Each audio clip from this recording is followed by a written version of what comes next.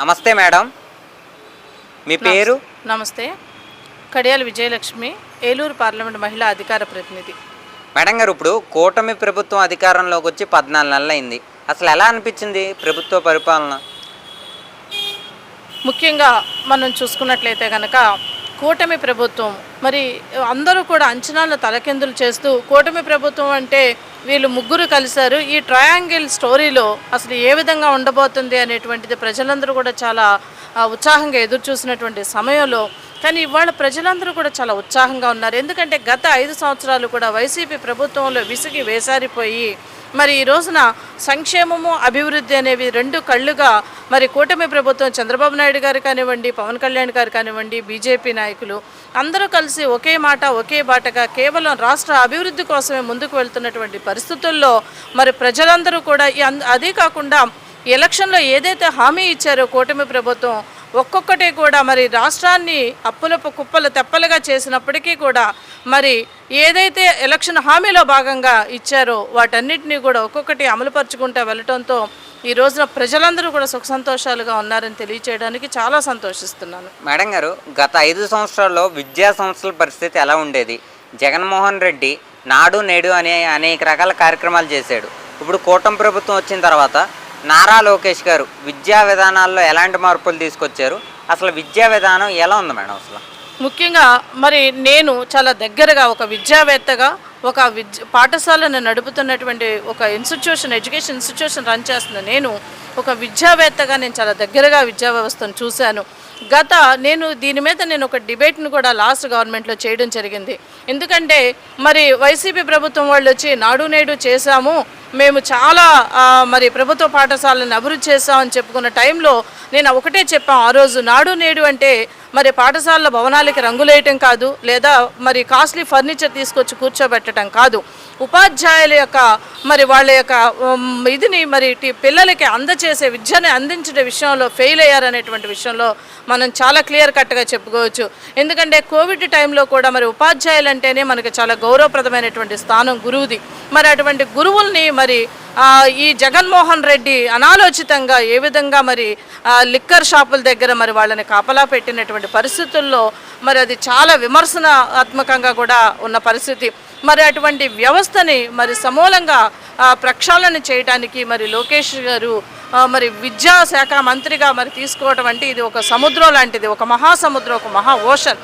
ఈ సముద్రాన్ని ఈదటానికి మరి లోకేష్ గారు విద్యారంగాన్ని తీసుకున్న తర్వాత ఒక్కొక్క మార్పును తీసుకురావటమే కాకుండా ముఖ్యంగా చూసుకున్నట్లయితే కనుక మరి ఉపాధ్యాయులకి ఇచ్చే జీతాల విషయంలో సాలరీస్ టైంకి ఆన్ టైంలో ఇచ్చేటువంటి విషయంలో కానివ్వండి, లేదా మరి పిల్లలకి నాణ్యమైనటువంటి విద్యను అందించాలనే సంకల్పం కానివ్వండి, అట్లాగే మరి వాళ్ళకి యూనిఫామ్ విషయంలో కూడా మరి చాలా ఆయనే స్వయంగా మరి చెక్ చేసి సెలెక్ట్ చేసి వాళ్ళకి షూస్ కానివ్వండి, బ్యాగ్స్ కానివ్వండి, అలాగే యూనిఫామ్ కానివ్వండి, మరి వాటి బుక్స్ కానివ్వండి టైంకి ఇవ్వాలి, లేకపోతే అధికారుల మీద చర్యలు ఉంటాయని చెప్పి ఆయన చాలా క్లియర్ కట్గా కూడా చెప్పడం జరిగింది.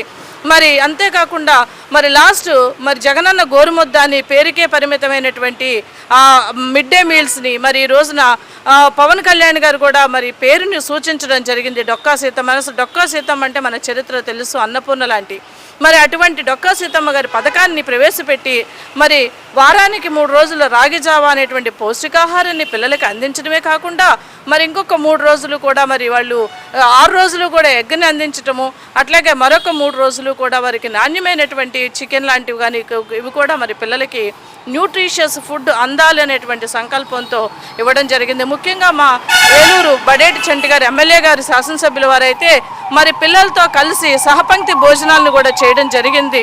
ఇది ఎందుకంటే పిల్లల్లో ఒక రకమైనటువంటి ధైర్యాన్ని కల్పించడమే కాకుండా వాళ్ళు కూడా ఒక భరోసాను కూడా కల్పించడం జరిగింది. ఈ రోజున పిల్లలందరూ కూడా కడుపు నిండా అన్నం తింటున్నారంటే మరి అది లోకేష్ గారి యొక్క పుణ్యమనే చెప్పుకోవచ్చు, కూటమి ప్రభుత్వం యొక్క పుణ్యమనే చెప్పుకోవచ్చు.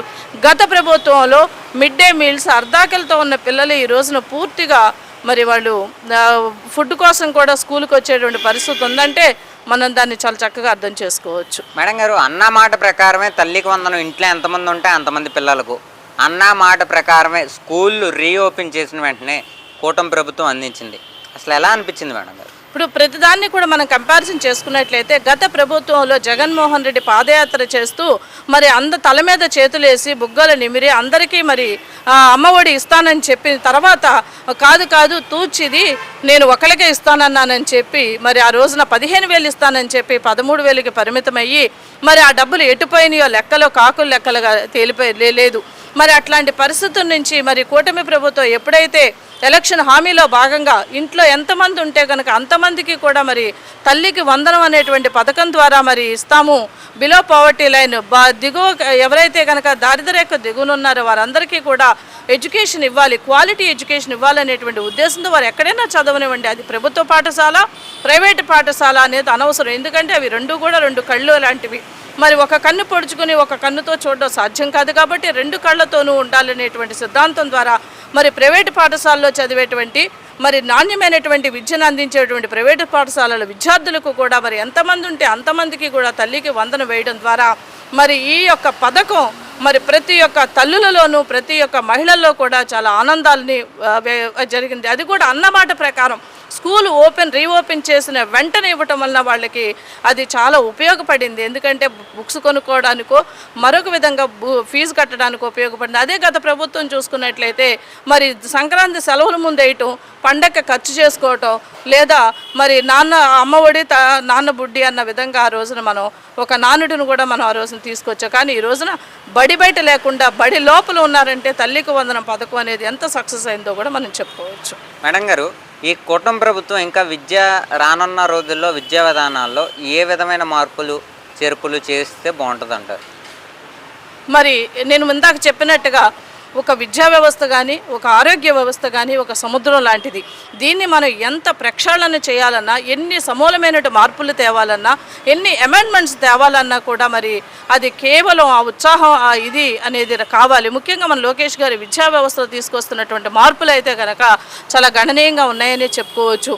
ఎందుకంటే ఉపాధ్యాయులు హ్యాపీగా సంతోషంగా పాఠశాలకు వెళ్ళగలిగితే వాళ్ళకి జీతాలు సరైన టైంకి పడితే వాళ్ళు విద్యార్థులకు చక్కటి విద్యను అందిస్తారు. మరి ఇట్లాంటి విషయంలో ప్రతి చిన్న విషయంలో కూడా ఆయన చాలా జాగ్రత్తను తీసుకోవడం జరిగింది. ముఖ్యంగా మాకు ప్రైవేట్ పాఠశాల విషయంలో కూడా మరి గత ప్రభుత్వంలో 10 సంవత్సరాలు ఉన్నటువంటి రికగ్నేషన్ని 5 సంవత్సరాలకి కుదించడం ద్వారా ఎన్నో ఇబ్బందులకు గురయ్యాం. మళ్ళీ రిక్వెస్ట్ చేసినప్పుడు 8 years చేశారు. కానీ ఈ రోజున అదే రిక్వెస్ట్ని మన కూటమి ప్రభుత్వం ముందుంచినప్పుడు మరి రేపో మాపో 10 సంవత్సరాల జీవో కూడా రాబోతూ ఉంది. ఈ విధమైనటువంటి మేము అటు ప్రైవేట్ పాఠశాలలు కానీ, ఇటు గవర్నమెంట్ స్కూల్స్ కానీ, ఇటు విద్యా వ్యవస్థ కానీ ఏ విధమైనటువంటి ఇబ్బందులు పడకుండా ఉండటం కోసం తీసుకొస్తున్నటువంటి గణనీయమైనటువంటి మార్పులు అది విద్యార్థుల యొక్క బంగారు భవిష్యత్తుకు ఉపయోగపడతాయని ఆశిస్తున్నాను. అన్నమాట ప్రకారమే డిఎస్సి తీశారు కదా మేడం, అసలు ఎలా అనిపించింది? అసలు ఇప్పుడు గత ప్రభుత్వంలో చూసుకున్నట్లయితే నిరుద్యోగులకి మరి ఉద్యోగాలు ఇస్తాను అని కేవలం ఎలక్షన్ హామీగా మాత్రమే మిగిలిపోయింది. అదే కాకుండా మరి మేము ఏదైతే కూటమి ప్రభుత్వం వచ్చిన తర్వాత బాబు వస్తే జాబ్ వస్తుంది అనేటువంటి ఆ నినాదం ద్వారా మరి ఈ రోజున డిఎస్సి అనే మెగా డిఎస్సిని తీయడం జరిగింది.